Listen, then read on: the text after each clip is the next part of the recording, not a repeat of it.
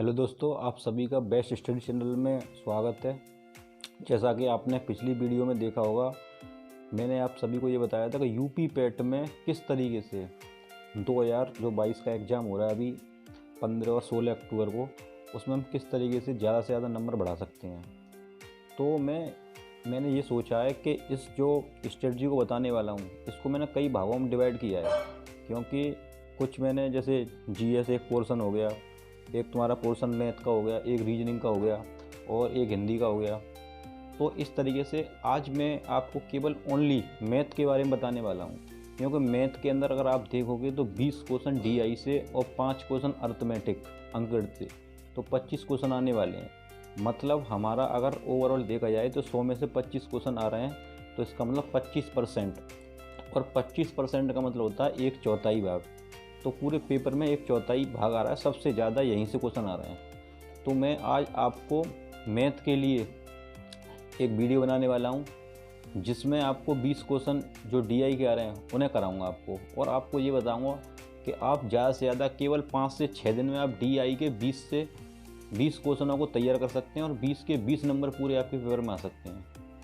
तो आज वैसे ये पहली वीडियो बना रहा हूँ मैं, और इस वीडियो में अगर कोई समस्या आए या प्रॉब्लम आए, समझ में ना आए, आवाज़ कम आ रही हो या स्पीड तेज़ हो, तो आप कमेंट में ज़रूर लिख कर बताएं कि ये समस्या है। क्योंकि ये वीडियो पहली बार मैं ऑनलाइन बना रहा हूँ। वैसे अभी तक मैंने ऑनलाइन किसी को पढ़ाया नहीं है, लेकिन अपने को अंदर सुधार करूँगा। कोई भी अगर कमी होगी तो आप ज़रूर कमेंट में बताएँ, क्योंकि पहली बार इस ऑनलाइन प्लेटफार्म से जुड़े हुए हैं। तो धीमे धीमे हर चीज़ का मतलब सुधार होगा। वीडियो में क्लियरिटी बढ़ेगी, आवाज़ में भी क्लियरिटी आएगी, और कंटेंट तो आपका बेस्ट रहेगा, और टेंशन वाला हर चीज़ यहाँ मिलेगी। ठीक है, तो आगे अब हम स्क्रीन पर मिलते हैं। ठीक है, सभी लोग जुड़े रहें। दोस्तों, आप सभी का बेस्ट स्ट्रेटजी चैनल में हार्दिक स्वागत है। दोस्तों, जैसा कि आपने मेरी पहली वीडियो देखी होगी, उसमें मैंने ये बताया था कि किस तरीके से यूपी पेट में नंबर बढ़ाएं ज़्यादा से ज़्यादा कम समय के अंदर। तो इसके लिए मैंने ये प्लान सोचा है कि ये जो वीडियो मैं तुम्हारे लिए लेके आऊँगा, उस वीडियो के अंदर मैंने कई भागों में बांटा हुआ है उसको। जैसे उसमें एक मैथ सेक्शन है, तो आज मैं पहले मैथ सेक्शन के ऊपर बात करता हूँ कि मैथ सेक्शन के अंदर क्या स्टडी रहनी चाहिए, किस तरीके से तैयारी और अपनी स्ट्रॉन्ग की जाए कि हमारे जितने भी नंबर जो पूछे जा रहे हैं, जिस तरीके जितने क्वेश्चन पूछे जा रहे हैं, वो हमारे नंबर यहाँ पर प्राप्त हो सकें। जैसे कि अगर हम ध्यान से देखें तो यूपी पेट के अंदर 25 क्वेश्चन आने हैं। 25 क्वेश्चन के अंदर 20 क्वेश्चन तो आपके आने हैं डीआई के, जिसको हम डाटा इंटरप्रिटेशन बोलते हैं, और 5 क्वेश्चन आने हैं अंकगणित के, जो आपके सामने अभी टॉपिक में मैं दिखाऊँगा, जो सिलेबस के अकॉर्डिंग। तो वैसे देखो, ये वीडियो मैं पहली बार ऑनलाइन बना रहा हूँ। अगर कोई गलती हो जाए तो मुझे माफ़ करना, क्योंकि मैं वैसे ऑफलाइन पढ़ाता हूँ बच्चों को, और जो बच्चे पढ़ते हैं मुझे उन्हें पता है कि मेरा पढ़ाने का तरीका क्या है। तो आज हम इस वीडियो में यही चीज़ देखेंगे आज, और मेरा पढ़ाने का तरीका देखना तुम कि मैं किस तरीके से पढ़ाता हूँ। तो देखो, अब ध्यान देना। सबसे पहले हम ये देखते हैं कि यूपी पेट के अंदर जो 25 क्वेश्चन आने हैं, उसका पहले सिलेबस देख लें एक सेकंड कि सिलेबस क्या है। तो इसका देखो सिलेबस दिखाता हूँ। ये आपका सिलेबस है, जिसमें जो 5 क्वेश्चन आने हैं वो आपके आने हैं डीआई के, वो डीआई के नहीं, सॉरी, 5 क्वेश्चन जो आने हैं प्रारंभिक गणित के, जिस तरीके से दिया है 5 क्वेश्चन, तो ये अंकगणित के आने हैं 5 क्वेश्चन। 5 क्वेश्चन का मतलब है 5 नंबर के आने हैं, और ये तुम्हारे 5 में से 5 ही आएंगे। ठीक है, क्योंकि इसमें कुछ नहीं है, 5 में से 5 ही आते हैं ये क्वेश्चन। बहुत इजी टॉपिक हैं। अगर आपको पुराना पेपर दिखाऊंगा तो आप देख के हंसोगे कि इतना सिंपल पेपर आता है। तो देखो, इस तरीके से ये टॉपिक है ना, इनको टॉपिक वाइज मैं इनको भी पढ़ा दूंगा, टेंशन मत लेना। ठीक है, लेकिन इससे पहले हम बात कर रहे हैं जो 20 क्वेश्चन आने हैं वो आने हैं डीआई के। किसके आने हैं? डीआई के। तो डीआई के अंदर देखते हैं। जैसे देखो, इसका सिलेबस देखना, ये दिया है इसका सिलेबस। सिलेबस में आपके सामने ये सिलेबस दिया है।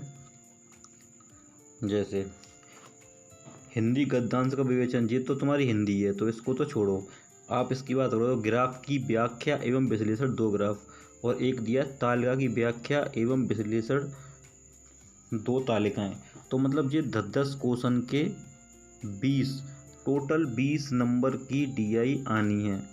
अब ये देखो किस तरीके से आती है। जो अभी पिछले 2021 में एग्ज़ाम हुए थे उसके अंदर जो ये 10 दिया है, ये इस तरीके 2-2 DI पूछी गई थी, तो 2-2 मिला के कुल मिला के 4 DI आई थी। उनसे एग्ज़ाम में क्वेश्चन पूछे गए थे। तो अभी मैं आपको वो पेपर दिखाऊंगा जो पिछली बार 2 पेपर हुए थे, सुबह की शिफ्ट में और एक शाम की शिफ्ट में, जिसमें ये DI क्वेश्चन किस तरीके से आए, कितना लेवल था उनका और कौन से लेवल की थी। ठीक है, तो एक बार उनको भी देख लेते हैं कि किसके टाइप के क्वेश्चन थे। देखो भाई, ये दिया है एक DI क्वेश्चन। ठीक है, इस तरीके से एक टेबल ये सारणी वाली DI है। इस तरीके से आपको एक क्वेश्चन एक DI बना के देगा और आपसे कम से कम एक DI से 5 क्वेश्चन पुट करेगा। दूसरी देखो, ये पूछी गई है, ये जो 2021 में पेपर हुआ है उसी का DI का क्वेश्चन है ये। तो इस तरीके की एक DI बना के देता है और 5 क्वेश्चन देता है इस तरीके से। और देखो, ये बार ग्राफ वाली DI है, इसमें 5 क्वेश्चन आए हैं। और देखो आप, ये देखो, ये बार ग्राफ हो गई एक। ये देखो, ये रेखा ग्राफ वाली है। ये देखो, ये वो सुबह की मीटिंग का था, ये शाम की मीटिंग का है। ये देखो 2 और ये 3 और ये 4, तो 4 DI हो गई। तो 4 और 4 8, कुल मिला के 8 DI पूछी गई थी पिछली बार। और जो हमारे जो 5 क्वेश्चन आने हैं ना अर्थमेटिक के, उनको भी देखो, वो ये आए थे पिछली बार। देखना क्या इनका लेवल है। ये आए थे, इन क्वेश्चनों को देखो ध्यान से। एक ये है 31, 32, 33, 34, 35, ये 5 क्वेश्चन थे जो पिछली बार अर्थमेटिक के अंदर आए। बताओ क्या है इनमें, इजी क्वेश्चन है, इनको भी सॉल्व कराने वाला हूँ मैं। ठीक है, और देखो दूसरी शिफ्ट के दिखाऊंगा आपको मैं कि दूसरी शिफ्ट में कैसे क्या आए थे। दूसरी शिफ्ट में ये हैं, एक ये रहा, ठीक है, एक ये और एक ये क्वेश्चन देखना। ये देखो कितने सरल क्वेश्चन है, कुछ नहीं, ये फॉर्मूला बेस्ड क्वेश्चन है। ये आपको कुछ लोगों को ऐसे लग रहा होगा कितने टफ क्वेश्चन है, लेकिन टफ नहीं है, ये वास्तव में इजी है। जो मेहनत करता है, जो वास्तव में रियल में पढ़ रहा है, उसे पता है कि हाँ वास्तव में ये क्वेश्चन सरल हैं। लेकिन टेंशन न लें, इस चैनल पर सभी प्रकार के बच्चे हैं, कुछ होशियार भी होंगे, कुछ इस तरीके से होंगे जो इनकी मैथ बहुत वीक है। तो टेंशन मत लो, जिनकी मैथ वीक है उनको कोई समस्या नहीं आने वाली, क्योंकि मैं इसमें जो DI पढ़ाने वाला हूँ वो बिल्कुल 0 लेवल से पढ़ाने वाला हूँ। बस आप बने रहें इस वीडियो में, लेकिन वीडियो अंत तक देखें। ठीक है, तो इसको तो हम देखो अब ख़त्म करते हैं, टाइम बर्बाद नहीं करते हैं, थोड़ा आगे बढ़ते हैं अब। तो देखो भाई, मैं यहाँ से एक टॉपिक स्टार्ट करूँगा आपका DI का। तो देखो, मेरा पढ़ाने का तरीका ऐसा होता है कि पहले मैं सबसे पहले बेसिक चीज़ें पढ़ाता हूँ, बहुत बेसिक। अब इस वीडियो को देखने वाले कई प्रकार के लोग होंगे। कुछ ऐसे होंगे जिन्होंने कोचिंग कर रखी है, जो कहीं ना कहीं तैयारी कर रहे हैं, या कोई यूट्यूब के माध्यम से, या कोई पेड कोर्स ले रखा किसी ने, या किसी ने ऑफलाइन कोचिंग कर रखी है। तो देखो भाई, सब बने रहना, बस इंतज़ार करना है इसमें, क्योंकि इंतज़ार का मतलब ये है कुछ चीज़ें अभी पहले इजी आएंगी सरल, फिर उसके बाद थोड़ी मॉडरेट करूँगा, मॉडरेट के बाद थोड़ी टफ करूँगा। क्योंकि मेरा पढ़ाने का तरीका ये होता है कि बेसिक 0 से उठाता हूँ बिल्कुल, और उसे 0 से धीमे धीमे हीरो लेवल तक ले जाऊँगा। तुमने DI कहीं भी पढ़ी हो, चाहे यूट्यूब से पढ़ी हो, पेड कोर्स से, चाहे ऑफलाइन या ऑनलाइन कहीं पढ़ी हो, एक बार आज मेरे से पढ़ के देखो। अगर ना तुम्हें मज़ा आ जाए तब कहना। ठीक है, तो अब आगे चलते हैं। तो अब सभी लोग ध्यान से ईयरफोन लगा लें कान में, और केवल जो मैं बोलता जाऊँ उसको सुनते जाना बस ध्यान से। ठीक है, बड़े प्यार से और बड़े आराम से इसको करेंगे, और बड़ा इंटरेस्ट के साथ है कि DI होती क्या है, बहुत ईजी है DI। ठीक है, तो 1 मिनट बस। तो देखो भाई, जो DI है, DI का मतलब होता है डाटा इंटरप्रिटेशन। इसको हिंदी में बोलते हैं हम समंकों का विश्लेषण। तो इससे कोई मतलब नहीं है, ना कोई पूछने वाला तो एग्जाम में कि DI की फुल फॉर्म बता दो, या DI को क्या बोलते हैं हिंदी में। तो ये केवल अपनी बेसिक नॉलेज के लिए थी, ठीक है। अब जो डीआई के क्वेश्चन पूछे जाते हैं एग्ज़ाम में, वो 5 प्रकार से एग्ज़ाम में क्वेश्चन बनते हैं, चाहे वो कोई सा भी एग्ज़ाम हो, चाहे एसएससी का एग्ज़ाम हो, चाहे बैंक का हो, चाहे आपके स्टेट लेवल का हो, ठीक है। तो जिस तरीके से देखो अब इसमें लिखे हुए हैं 5 प्रकार कौन कौन से। सारणी पर आधारित, जिसे प्रॉब्लम्स बेस्ड ऑन टेबल, मतलब टेबल पर आधारित आते हैं। दूसरा टाइप है बार ग्राफ पर आधारित। तीसरा टाइप है पाई चार्ट पर आधारित। और चौथा रेखा चित्र पर आधारित। और पांचवा मिश्रित ग्राफ। अब आप ये बोलोगे सारणी आधारित क्या होता है, कुछ लोगों ने तो ये डीआई देखी नहीं होगी कभी, तो वो ये सोचेंगे कि ये कौन सी डीआई होती है, सारणी क्या होता है, बार क्या होता है, पाई चार्ट क्या होता है। तो टेंशन न लें, मैं इसमें वीडियो में सब बना के रखा हुआ है मेरा डाटा। अभी आपको सब दिखाऊंगा कि सारणी पर आधारित कौन से होते हैं, बार ग्राफ पर कौन से होते हैं, पाई चार्ट पर कौन से होते हैं, और रेखा चित्र पर। अगर आपने ये 5 टाइप क्लियर कर लिए तो मैं गारंटी के साथ कह रहा हूँ कि आपके 20 में से 20 एकदम सही जाएंगे, क्योंकि ये 20 क्वेश्चन आने हैं, ध्यान रखना है। तो 20 के 20 सही जाएंगे। तो अब देखो आगे बढ़ते हैं, ये समझ में आ गया, पहले बस इतना देख लो एक बार। और नहीं, आप इसका स्क्रीनशॉट भी ले सकते हो कि डीआई कितने प्रकार की होती है, 5 प्रकार की। सारणी पर आधारित, बार ग्राफ पर आधारित, पाई चार्ट पर आधारित, रेखा चित्र पर आधारित और मिश्रित ग्राफ पर। तो आगे बढ़ते हैं। सबसे फर्स्ट एक बार इसको देख लेते हैं कौन कौन सी होती हैं, ठीक है। इनके फ़ोटो लगा रखे मैंने, तो आप देखो इनको।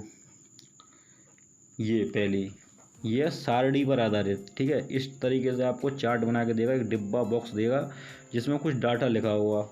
उसी डाटा को तुम्हें पहले ध्यान से पढ़ना है, और पढ़ने के बाद एक एक क्वेश्चन को समझ के और सॉल्व करना है। तो ठीक है, ये बहुत बेसिक होती है।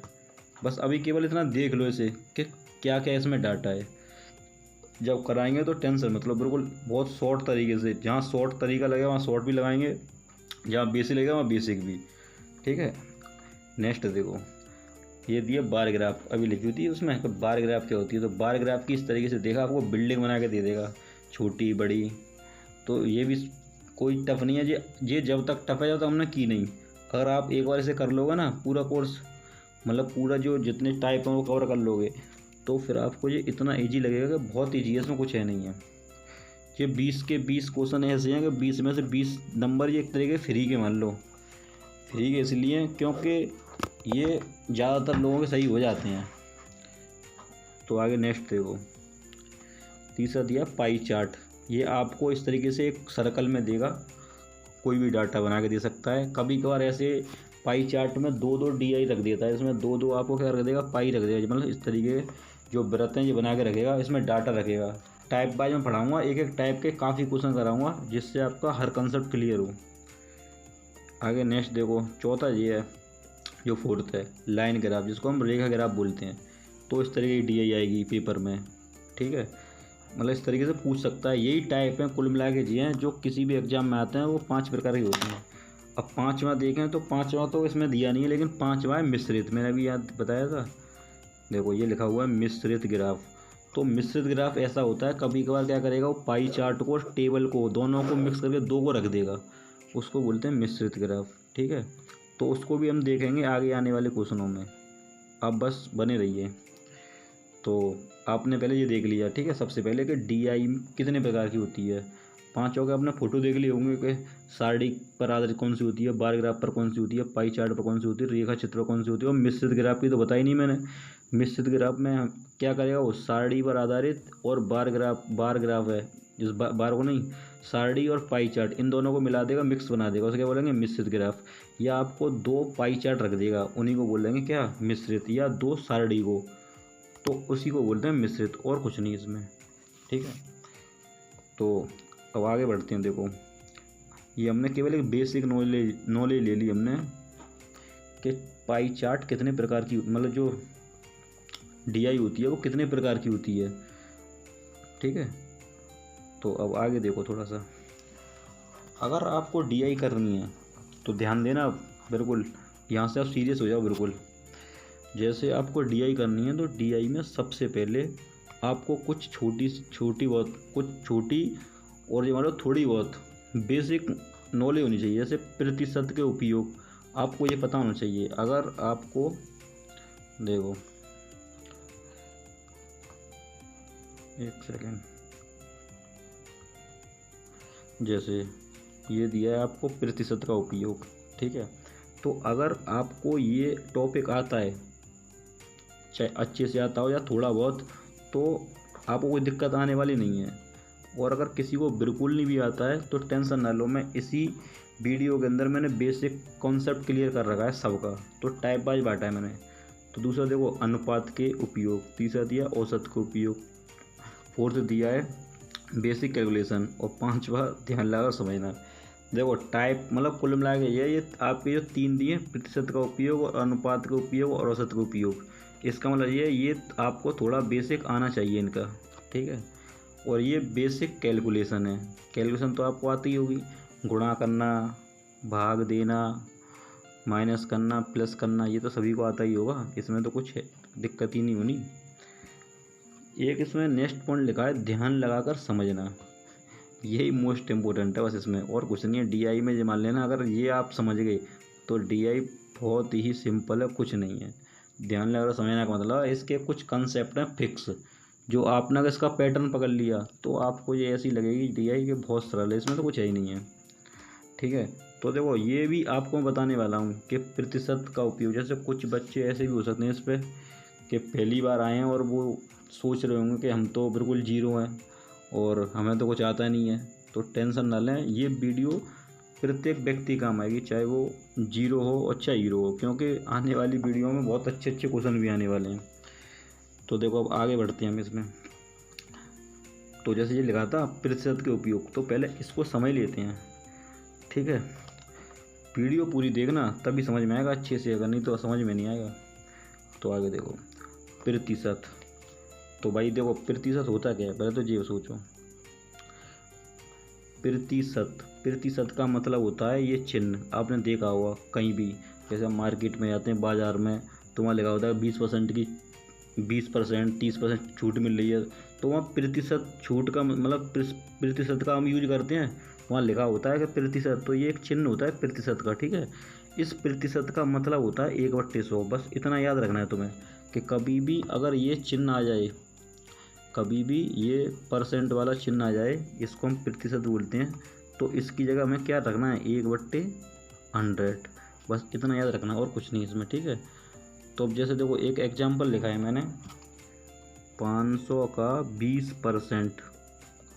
तो देखो एक ये बात याद रखो कि का होता है, इसका मतलब होता है गुणा, क्या होता है गुणा। तो देखो 500 लिखा है तो 500 लिख दिया। अब ये देखो सवाल मैंने पहले ही ऑलरेडी कर रखा है, क्यों कर रखा है, ये इसलिए कर रखा है कि आपका टाइम वेस्ट ना हो, वीडियो ज़्यादा लंबी या बड़ी ना हो, क्योंकि मेरा उद्देश्य है कम समय में ज़्यादा डाटा आपको प्राप्त हो जाए, ठीक है। तो अब देखो ये इसी को समझते जाना अब तुम। जैसे 500 का 20% लिखा है तो 500 का मतलब मैंने तुम्हें बताया था गुणा होता है, तो गुणा लगा दिया, 20 का 20 लिख दिया। अभी मैंने तुम्हें बताया कि ये परसेंट है जो पीछे का, इसकी जगह आपको ये लिखना है 1/100, तो इसीलिए मैंने नीचे 100 लिख दिया, ठीक है। इसको आप चाहो तो ऐसे भी तो ले सकते हो, इसको समझना इसको। जैसे जैसे देखो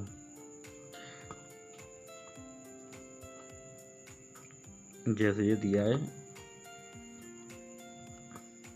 देखो 500, ठीक है, फिर का 20, ठीक है। अब जो नीचे अब जो परसेंट का जो चिन्ह था इसे हटाओगे तो क्या करोगे, गुणा 1/100 कैसे लिखोगे, तो यही तो लिखा हुआ है यहाँ पर नीचे 100, तो 2 जीरो से ये 1 जीरो से 1 जीरो कैंसिल हो गई, ठीक है। जो 20 वाले 7 जीरो ये और ये जीरो, 2 जीरो से जो 2 जीरो कट गई तो कितना बचा, 5 दूनी 10 और ये जीरो 100 आ गया। अब देखो ये बेसिक मेथड है बहुत, अगर जिस व्यक्ति को थोड़ी फ्रैक्शन से आती है, जिसने परसेंटेज टॉपिक कर रखा है, तो इसको वो 1 सेकंड में कर देगा। अब वो किस तरीके से करेगा कि आपको अगर फ्रैक्शन याद है, जैसे 20% निकालना था, तो 20% की फ्रैक्शन वैसे होती है 1/5, 1/5, तो 5 का आप इसमें सीधे भाग लगा दो 500 में, तो कितना आ जाएगा 100। अब ये उन लोगों को पता होगी जिन्होंने प्रतिशत फ्रैक्शन से जिस तरीके से परसेंट किया है, ठीक है। तो कोई दिक्कत नहीं है, आपने अगर परसेंट से नहीं की, उसे फ्रैक्शन से नहीं किया तो बेसिक से समझ सकते हो, मैंने दोनों तरीके लिखे हुए हैं इनमें। अब देखो आगे नेक्स्ट, जैसे ये दिया है 400 का 12.5%, तो 400 लिख दिया, फिर का की जगह मैंने गुणा लगा दिया, फिर 12.5 को ऐसे लिख दिया। अब देखो 12.5 में अगर ध्यान देना, कभी भी जब जिस तरीके से लिखा है 12.5, तो अगर इस एक पॉइंट को उठाएंगे हम यहाँ से पॉइंट को उठाएंगे तो नीचे क्या लगेगा, एक जीरो। अगर यहाँ 2 अंक होते तो 2 जीरो लगाते, अगर यहाँ 3 अंक होते जैसे 1.325 मान लो, तो हम क्या करते, यहाँ से पॉइंट उठाते तो नीचे हम 3 जीरो लगाते। कितने लगाते, 3 जीरो। ठीक है, क्योंकि जितनी संख्या पॉइंट के जितनी दाईं साइड में, पॉइंट के दाईं साइड में जितने अंक होते हैं उतने जीरो लगाते हैं। तो यहाँ देखो 12.5, तो 12 इस मतलब 5 के आगे पॉइंट लिखा हुआ है, तो एक संख्या तो है पॉइंट के बाद, तो इसलिए हमने एक जीरो बढ़ा दी। और परसेंट की जगह हमने बताया था 1/100 लिखते हैं, 100 जी आ गया, तो 2 जीरो से 2 जीरो कैंसिल हो गई। फिर आप इसे काट दो 5 से, 2 जीरो से 2 जीरो कैंसिल हो गई, 5 से काट दोगे तो 5 में 10, 5 में 25 और 5 से 2 बार, और 2 से ये काट दिया हमने 2 बार, तो यहाँ 2 बचा, अब 25 दूनी 50, तो ये आ गया। अगर नहीं समझ में आ जाओ तो देखो 400 गुणा 12.5%, तो इसको मैं 125 लिख देता हूँ, बट्टे ये पॉइंट 1 लग रहा है तो 1 जीरो। ठीक है, और परसेंट की जगह इसकी भी तो 100, 2 आएंगी, 2 जीरो नीचे, तो देखो 2 जीरो से 2 जीरो कैंसिल, 5 से 2 बार, और 5 से ये कट जाएगा 25 बार, और 2 से ये 2 बार, तो 25 दूनी कितने हो गए, 50। इस तरीके से आएगा, नहीं आ गया। ठीक है, अब तो समझ में आएगा 25 किस तरीके, 50 किस तरीके से आ गया। ठीक है, अगर जैसे अब मान लो तुमको फ्रैक्शन याद है कि फ्रैक्शन इसकी 12.5% की फ्रैक्शन होती है 1/8, तो 1/8 होती है, तो 8 का भाग लगा दो सीधे डायरेक्ट 400 में, तो कितने बच जाएगा, सीधे 500। देखो लगा, सॉरी 8 का भाग लगाओगे 400 में तो सीधे कितना जाएगा, 50, तो 8.40 इतना होता है। तो आपको ये दोनों एग्जाम्पल समझ में आएंगे बेसिक। ठीक है, तीसरा एग्जाम्पल देखो, जैसे ये लिखा हुआ है 480 का 37.5%, तो देखो अगर बेसिक से करेंगे तो क्या करेंगे, पहले 37 का 2 में गुणा करेंगे। अब देखो ये दिया है, अगर किसी को पता नहीं हो, क्योंकि मैं तो ये मान के चल रहा हूँ जो भी वीडियो देख रहा है वो व्यक्ति बिल्कुल जीरो है, क्योंकि जीरो समझ के अगर पढ़ाऊँगा तभी अच्छे समझा पाऊँगा आपको। जिस तरीके से आप देखो ये लिखा हुआ है, जो ये लिखा हुआ है 37.5, तो 37.5 को देखो ये लिखा है 37.5, इसको पहले मॉडिफाई करते हैं हमेशा। जैसे इसका इसमें गुणा कर देते हैं 37 का 2 में, तो 37 दूनी 74, और एक इसको जोड़ देते हैं, इधर प्लस कर देते हैं, कितने जाएंगे, तो ये 75/2, जो 75/2 होगा, इसी तरह ये लिखा है मैंने इसीलिए यहाँ पर, तो 37.5 लिख दिया। अब देखो सेम जैसे ऊपर किया है 2 क्वेश्चन ऐसे कर लेंगे, 480 का मतलब गुणा 37 दूनी 74 और एक 75/2, 2 से ये कटेगा, इसे काट। पहले देखो एक परसेंट भी तो रह गया, परसेंट की जगह क्या लगाया हमने, 100 लगाया, 1/100 लगाया है, तो इन 2 जीरो से 1 जीरो से काट दो, 1 जीरो से 1 सेकंड, इसे इससे काटो, सबसे बेस्ट देखो, सबसे बेस्ट सीधे कटता है 25 से काटोगे 3 बार, और 25 से कटेगा 4 बार, तो 4 बार ये कट गया, ये 3 बार कट गया। फिर यहाँ 2 बचा, तो 2 का 4 में गुणा करोगे तो 4 दूनी कितने हो गए, 8, और 8 से ये कटेगा कितने बार, 60 बार, तो 60 का 3 गुणा कर देंगे कितना आ जाएगा, 180, तो इसका 180 आ गया। अब जिस व्यक्ति को फ्रैक्शन याद है तो वो था, इसमें हमें लिखना भी नहीं है, कैसे कि 37.5% की फ्रैक्शन होती है 3/8। ठीक है, 3/8 का बस गुणा कर दो इसमें, तो 3/8 का जब गुणा करोगे तो 8 से कट जाएगा 60 बार, और 6 18 कितना आ जाएगा, 180, ये होगा इसका मान। ठीक है, समझ में आ गया होगा। चलो आगे देखते हैं, ये लास्ट एग्जाम्पल है, ये केवल प्रतिशत में मैं आपको थोड़ी सी बेसिक नॉलेज दे रहा हूँ, ये उन लोगों के लिए है जो व्यक्ति इस टॉपिक को पहली बार पढ़ रहा है, जिसने परसेंटेज नहीं पढ़ा है। अगर प्रतिशत टॉपिक पढ़ा है तो वो व्यक्ति थोड़ी वीडियो को आगे करके देख सकता है। ठीक है, और जिसने कभी कुछ नहीं पढ़ा है तो वो थोड़ा सा इसको बने रहे, वीडियो देखते रहिए। ठीक है, देखो आगे, जैसे ये टॉपिक दिए, अब ये पॉइंट दिया है, इसमें कुछ नहीं है, इसमें भी देखो 7500 का मतलब होता है गुणा। ये 2.5 बताया था कि पॉइंट के बाद दाईं साइड में जितने अंक होते हैं उतने जीरो। तो ये देखना पॉइंट के बाद कितने अंक हैं, 1 2, तो इसलिए इसकी जगह 2 जीरो आ गई हैं ये, ठीक है। और परसेंट की जगह मैंने बताया था 1/100 लिखना, ये लिख दिया। तो अब 2 जीरो से ये वाली 2 जीरो कट गई। 25 से मैंने काट दिया 4 बार, और 25 से काट दिया 9 बार, ठीक है। 9 का फिर 75 में गुणा करोगे तो जाएगा 475, और 4 का यहाँ से भाग लगा दो तो कितना आ जाएगा 168.75। या आप इसको इस तरीके से भी कर सकते हो। देखो जिस 2.25 लिखा हुआ है, ये लिखा है, तो इसको यहाँ से पॉइंट को उठाओगे तो 2 जीरो बढ़ेंगे और 25 से कट जाएगा 4 बार, तो ये 1/4 आ गया। तो 4 दूनी 8 और 1 9/4 आ गई इसकी फ्रैक्शन। तो 9/4 आ गई, ठीक है। और एक जो परसेंट का चिन्ह की जगह आया 1/100, तो 100 से 100 कट गया। बात वही है, चाहे आप इस तरीके से कर लो चाहे इस तरीके से, आंसर वही आना है, ठीक है। तो इसका दिया गया ये। अब ये 4 जो एग्जाम्पल मैंने दिए हैं, ये क्यों दिए हैं, क्योंकि इनका बहुत यूज होगा जब DI के क्वेश्चन में हम करेंगे भी, तो देखना ये प्रतिशत का कहीं ना कहीं हमारा यूज होगा। इसीलिए थोड़ी सी आपकी अंडरस्टैंडिंग बढ़ानी थी। अब देखो आगे दूसरा पॉइंट देख लो अब थोड़ा सा। कुछ क्वेश्चन इस तरीके, ये मोस्ट इम्पोर्टेंट पॉइंट है, ये ध्यान रखना। यहीं पर गलती होती है, वहाँ पेपर में पता चलता है कि उसने B का मान पूछा है और लगा दिया A का, गलत हो जाता है।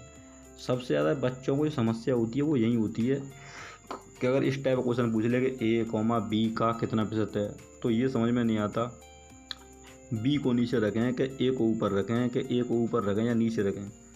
तो आज से ये समस्या तुम्हारी ख़त्म। देखो जैसे ये लिखा हुआ है कि A, B का कितना प्रतिशत है, तो जब भी कॉमा के बाद ये का लिख रहा हो, ये का शब्द, ये हमेशा नीचे आएगा। कहाँ आएगा, नीचे, B ऐसे। और A का तो ऊपर A लिख देंगे बस। अब यहाँ देखो कहीं भी ये नहीं बोला कि A, B का कितना अधिक है या कम है, ऐसा कुछ नहीं बोला। जब ऐसा कुछ ना बोले तो केवल है जो जिसका बोले उसको नीचे रखना है और जो आगे है उसको ऊपर रखना है। और प्रतिशत पूछ रहा है तो 100 का क्या कर देंगे, गुणा। तो इस तरीके से ये पॉइंट याद रखना, ये आप लिख लेना। ये 4 पॉइंट हैं जो ज़्यादातर पेपर में पूछता है, एक ये पॉइंट है, ठीक है। अब देखो इसी तरीके से दूसरा देखना, जैसे ये दिया है राम श्याम का कितना प्रतिशत है, तो इसको किस तरीके से लिखेंगे, इसको ऐसे लिखेंगे राम श्याम का। तो मैंने बताया का जो शब्द आया है उसको कहाँ रखना है, नीचे, तो इसको यहाँ रखेंगे श्याम को, ठीक है, नीचे श्याम, और राम आ जाएगा ऊपर। और प्रतिशत का चिन्ह लगा हुआ तो गुणा कर देंगे 100 ऊपर। तो ये एक पैटर्न समझ के रखना है दिमाग में, क्योंकि इसका भी यूज होगा कहीं ना कहीं। जब हम DI को और क्वेश्चनों को सॉल्व करेंगे ना, तो यही चीज़ों बस क्वेश्चन पूछता है उस टेबल में से, और कुछ नहीं है। तो आगे देखो दूसरा, कभी ऐसे पूछ ले कि y, x का, तो अब इसको तो तुरंत बता दो, कभी जस्ट बताया मैंने कि क्या करना है इसमें। जो का बोले इसको नीचे रखना है और y को ऊपर रखना है, बस ख़त्म। और गुणा ऊपर 100, ठीक है, ऐसे कर लोगे। ये प्रैक्टिस के लिए मैं 4 क्वेश्चन रखे हैं जिससे आपके दिमाग में चीज़ें क्लियर हो सकें। अब देखो हाँ, ये पॉइंट इम्पोर्टेंट है। जैसे अभी जो देखा था वो मैंने फर्स्ट टाइप की बताई चीज़ें, जिसमें 3 क्वेश्चन थे अभी ये वाले। जैसे ये दिया है y, x का, ये 3 हो गए एक ही टाइप के। ऐसे ही ये इस टाइप से क्वेश्चन बनता है, यहाँ कन्फ्यूजन होता है लोगों को कि A, B से कितना प्रतिशत ज़्यादा है। तो अब देखो जब भी से लिखे, अभी बताया का, उसको भी नीचे रखते हैं, और से आए वो भी नीचे रखा जाएगा। तो इसको B तो नीचे आना ही आना है। लेकिन उस क्वेश्चन में और इस क्वेश्चन में अंतर बस पता है किस चीज़ का है, अंतर इसका है कि अभी उसमें ये ज़्यादा और कम कुछ नहीं दिया था, ये नहीं दिया था, ये इसमें बढ़ा दिया है। अगर ये नहीं दिया और बस से या का लिख रहा था, अगर ये ज़्यादा या कम लिखे तो तुम्हें बस क्या करना है, A और B का अंतर रखना है। जैसे उसने बोल दिया कि A के पास 20% है और B के पास 30, से कितना ज़्यादा, सॉरी जैसे 1 मिनट इसको ज़्यादा करो, जैसे A के पास 30 हो गया, ठीक है, और B के पास हो गया 20। अब B से पूछ रहा है कितना ज़्यादा, तो कितना ज़्यादा दिखाई दे रहा है हमें इससे, तो 10 ज़्यादा दिखाई दे रहा है, तो 10 को हम ऊपर रख देंगे, और जिससे करे बोले तो 20 को नीचे रख देंगे और गुणा 100 कर देंगे। बस ऐसे सॉल्व करना है, ठीक है। जैसे देखो इसको और मैं बता रहा हूँ, क्लियर कर रहा हूँ आपको अच्छे से।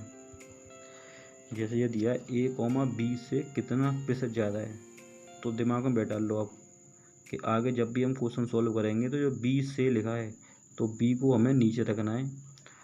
उससे ज़्यादा या कम बोले, क्या बोल रहा हूँ मैं, ज़्यादा या कम बोले तो आपको इनका अंतर रखना है। तो ए और बी में से हम क्या कर देंगे, यहाँ घटा देंगे, बचे देखना अंतर रख लेना ऊपर और गुणा 100 कर देना, बस ये पैटर्न होगा इसका। ठीक है। जैसे दूसरा क्वेश्चन देखो आगे, विकास के अंक श्याम के अंक से कितने प्रतिशत ज़्यादा या कम है।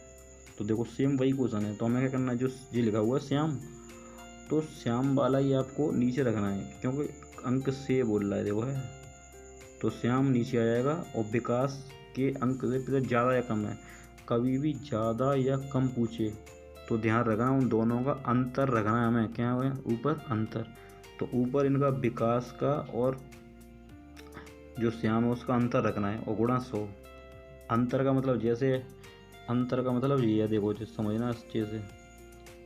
अंतर का मतलब जैसे विकास के पास मान लो यहाँ पर 40 रुपये हैं और श्याम के पास हैं 30 रुपये। तो अब ये पूछना चाह रहा है कि विकास के अंक कॉमा श्याम के अंक से कितने प्रतिशत ज़्यादा या कम है। तो हम क्या करेंगे, देखो श्याम के अंक से लिख रहा है तो पहले तो नीचे 30 लिख दो, से ज़्यादा या कम पूछो, इनका अंतर लेना है बस। 40 में 30 कितने बचेंगे, 10 ऊपर आ जाएंगे गुणा 100, 0 से 0 कैंसिल, ऊपर बचाएंगे 100/3। जब 3 का भाग लगाओगे 100 में तो आंसर आएगा 33 सही 1/3। ठीक है, इतना करना है और कुछ नहीं है इसमें। तो ये तुम्हें देखो 2 पॉइंट बता दिए मैंने, एक प्रतिशत के ऊपर बता दिया, दूसरा मैंने तुम्हें बता दिया काय के ऊपर, अभी मैंने केवल प्रतिशत के ऊपर ही बताया है। ठीक है, अनुपात। अब दूसरा पॉइंट देखो, अब आएगा अनुपात, दूसरा पॉइंट। ठीक है, जैसे देखो अनुपात पे भी क्वेश्चन बनेंगे, तो अनुपात ये बेसिक चीज़ें बहुत, केवल मैं आपको उतना डाटा दे रहा हूँ अभी जिससे कि जो क्वेश्चन सॉल्व करने में कोई समस्या ना हो। ठीक है, क्योंकि अभी हमें जो यूपी पेट में पढ़ना है वो बेसिक चीज़ें टॉपिक जो दिए हैं, इसीलिए मैं उतना ही आपको कंटेंट प्रोवाइड करा रहा हूँ जिससे कि आपका कॉन्सेप्ट क्लियर हो जाए। आप देखो अनुपात देखना ध्यान से कि अनुपात होता क्या है, बस थोड़ा सा बेसिक स्ट्रक्चर समझ लो। अनुपात का मतलब ये होता हुआ छोटा से छोटा रूप किसी भी भिन्न का। जैसे दो संख्या दे दे 250 और 450, तो आपसे बोले इसका अनुपात बताओ, तो अनुपात का मतलब ऐसे कोई नंबर से डिवाइड करो जो दोनों संख्या कट रही हैं उससे। जैसे मेरे दिमाग में आ रहा है कि 10 से दोनों कट रही हैं, तो देखो 0 से 0 कैंसिल कट जाएगी, फिर ये 5 से कट जाएगा 5 बार, 5 से कट जाएगा 9 बार। क्या बताओ अब कुछ कट सकता है? अब तो कटेगा नहीं क्योंकि 5 और 9 हो गया। तो यही छोटा से छोटा रूप आ गया क्योंकि अब ये डिवाइड नहीं होगा, तो इसलिए इसका आंसर क्या हो जाएगा 5:9। ऐसे ही सर देखो, अब यहाँ ऐसा दिमाग लगाओ कि किससे डिवाइड हो रहा है। देखो ये डिवाइड वाली चीज़ें कैसे जल्दी पहचान सकते हैं, ये जब ही पहचान सकते हैं आप कि आपको डिविजिबिलिटी रूल याद होनी चाहिए। डिविजिबिलिटी रूल का मतलब होता है विभाजकता, कि 2 से लेकर 11 तक के आपको रूल पता होने चाहिए जो बेसिक होते हैं कि हम कौन सी संख्या किससे कर सकते। जैसे इसको देखें, जैसे 5 पीछे लिखा है, यहाँ 0 लिखा है, तो ये 100% 5 से डिवाइड हो जाएगी। तो इसको 5 से डिवाइड कर दो, 5 से इसे काटेंगे तो 5 एकम 5, 2 बचे 27, 5m 25। ठीक है, 2 बचे फिर 25 हो गए, तो 5m 25 155 बार। 5 से इसे डिवाइड कर दो, 5 एकम 5, 5 एकम 5, 0, इतना कट गया। ठीक है, अब आगे देखो, जैसे इसमें और भी डिवाइड हो सकता है कि 5 से डिवाइड हो जाएगा। देखो 5 से काट देंगे तो 5 × 15, 5 एकम 5 31, 5 से काट देंगे 5 दूनी 10, 5 दूनी 10। तो इसका जो रेशियो आया वो क्या आया 31:22। ठीक है, नहीं समझ में आया हो तो देखो एक बार दोबारा से फिर से समझ लो कि क्या कर दिया। जैसे ये लिखा है 775, ये लिखा है 550, तो मेरे दिमाग में एक पॉइंट आता है कि ये 5 से दिख रहा है मुझे डिवाइड होता हुआ। डिवाइड उसी संख्या से करना है जिसका भाग दोनों संख्याओं में चला जाए। ये नहीं कि इधर 5 से भाग लगा दिया, इधर 6 से, तो ऐसा मत कर देना, ठीक है। देखो 5 से डिवाइड करें और 5 से, तो 5 एकम 5, 7 में से 5 के 2 बचे तो 27 हो गए, पचम 25, फिर 2 बचे 25 हो गए, तो पचम 25, 155 चला गया, नहीं चला गया, 5 से काटा 5 5, तो 110 वाली चला गया। अभी 5 से और डिवाइड हो रहा है, तो 5 से काटेंगे 5 3 15, 5 में 5 31 हो, ऐसे 5 से काटेंगे तो 5 दूनी 10 और 5 दूनी 10, 22 31। अब ये नहीं कटेगा, तो इसलिए आंसर इसका अनुपात हो जाएगा 31:22। ऐसे एक बार इसको देखो, 18 और 29, ये तो किसी कट नहीं रहे हैं, क्या कट सकते हैं बताओ? कट ही नहीं पाएंगे, क्योंकि एक संख्या इसमें अभाज्य संख्या है और एक है सम संख्या, तो ये कट नहीं रहे हैं, ठीक है। तो इसका आंसर यही रहेगा अनुपात में। कभी कभार कुछ संख्या ऐसी होती हैं कि कटती नहीं है, अगर एक अभाज्य आ गई और एक मान लो सम आ गई तो कहाँ से कट जाएगी, ठीक है। आगे देखो, इसी तरीके से अब हम आगे बढ़ते हैं, जिसमें अनुपात तो थोड़ा देख लिया हमने, एक संख्या ये और रहेगी, देखिए इसको देख लो, ये तो कट रही है। आपको फाड़े याद होने चाहिए, देखो फाड़े याद होंगे तो जल्दी कट जाएगी, क्योंकि ये तुरंत दिख रही है। 19 के फाड़े में 19 से कट रही है, 19 तिया 57, 19 चौक 76, अनुपात कितना हो गया 3:4। तो DI में कुछ क्वेश्चन इस तरीके के भी पूछेगा आपसे, ठीक है। तो ये बेसिक स्ट्रक्चर है, आगे बढ़ो। देखो अब एक कॉन्सेप्ट पे पूछता है औसत के ऊपर, तो औसत का थोड़ा सा तुम्हें पता होना चाहिए क्या है। तो औसत के अंदर अगर हम थोड़ा सा देखें तो इसका देखो फॉर्मूला होता है, जिसे तुम्हें याद रखना है कि औसत बराबर होता है कुल योग बट्टे कुल संख्या। ज़्यादातर लोगों ने पढ़ा हुआ, सबको पता होगा कि औसत बराबर क्या होता है, कुल योग अपॉन कुल संख्या। तो देखो जो DI में तो केवल बेसिक चीज़ें पूछता है, इसका टॉपिक भी दिया है वैसे तो पेपर में, उसमें जो एक हमारा सिलेबस दिया है उसमें एक टॉपिक है औसत नाम का, ठीक है। तो वो तुम्हें अलग से पढ़ना है। अभी केवल फिलहाल में तुम्हें इतनी नॉलेज होनी चाहिए कि औसत बराबर क्या होता है कुल योग बट्टे कुल संख्या। क्योंकि DI में जब मैं क्वेश्चन सॉल्व कराऊंगा तो उसमें ये कहीं ना कहीं पूछेगा, ये जो जैसे एक DI दे दी उसने, तो 5 क्वेश्चन उसमें देगा आपको, तो 5 क्वेश्चन में से कम 3 क्वेश्चन यही होंगे, एक प्रतिशत का होगा उसमें से, एक औसत का होगा, एक अनुपात समानुपात, ये अनुपात वाला ओनली, ठीक है। और 2 कैलकुलेशन बेस पूछ सकता है या प्रतिशत का ही पूछ सकता है, कोई सा भी रह सकता है, 3 तो ये नॉर्मल होने ही होने हैं। तो अब देखो औसत के आगे थोड़ा औसत समझ लेते हैं, औसत क्या होता है। तो औसत के आगे देखो भाई, इसका एग्जाम्पल समझना कि औसत का मतलब हमने ये तो पढ़ लिया कि औसत बराबर कुल योग बट्टे कुल संख्या। यहाँ पर एक एग्जाम्पल दिया है मैंने, इसको सॉल्यूशन भी तैयार करके रखा है जिससे कि टाइम ना वेस्ट हो। देखो राम ने 7 दिन अलग अलग क्रम से 240, 250, 300, 350 और 400, 100, 110 रुपये कमाए, तो बताओ कितना औसत कमाया। ये कहना चाह रहा है कि कोई व्यक्ति है राम, उसने 7 दिन तक काम किया और उसको प्रत्येक दिन अलग अलग रुपये मिले। किसी दिन उसने 240 कमा लिए, किसी दिन 250 रुपये कमा लिए, किसी दिन 300 कमा लिए, किसी 350, तो इस तरीके से कमाए। अब वो तुमसे पूछना चाह रहा है, ये बताओ कि उसका औसत कितना। औसत का मतलब ये उसको पर डे कितने पढ़ रहे हैं, ये बताओ हमें। कोई जैसे व्यक्ति काम कोई पूछ लेता ना कभी कभार कि तुम डेली काम करने जाते हो, लेकिन आप ये तो बता दो कि तुम्हें डेली कितने पढ़ते हैं एक दिन की, तो वही चीज़ होती है। तो देखो कुल योग बट्टे कुल संख्या लगा दो, तो कुल योग का मतलब है जी 7 बार इसके जो रुपये हैं इनको जोड़ लो, तो इन सबको जोड़ोगे 240, 250, 300, 350, 400, 100 और 110, तो इन्हें जोड़ने के बाद पता चलेगा 1750। और नीचे लिखा हुआ है कि कुल संख्या, तो कुल संख्या हमारी कितनी है, ये 7 बार है, तो 7 का हमने भाग लगा दिया, 7 का भाग लगाओगे तो जाएगा 250, इसी को बोलते हैं औसत, ठीक है, और कुछ नहीं है।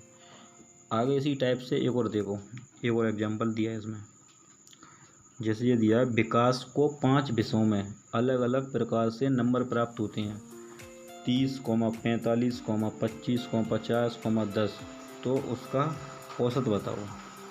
तो इसमें भी आप क्या करेंगे, सबको जोड़ो और जोड़ के जितनी संख्या उनका भाग लगा दो, तो 5 का भाग लगाएंगे उतना आ जाएगा, ठीक है। तो ये आपकी बेसिक चीज़ें बता दी मैंने।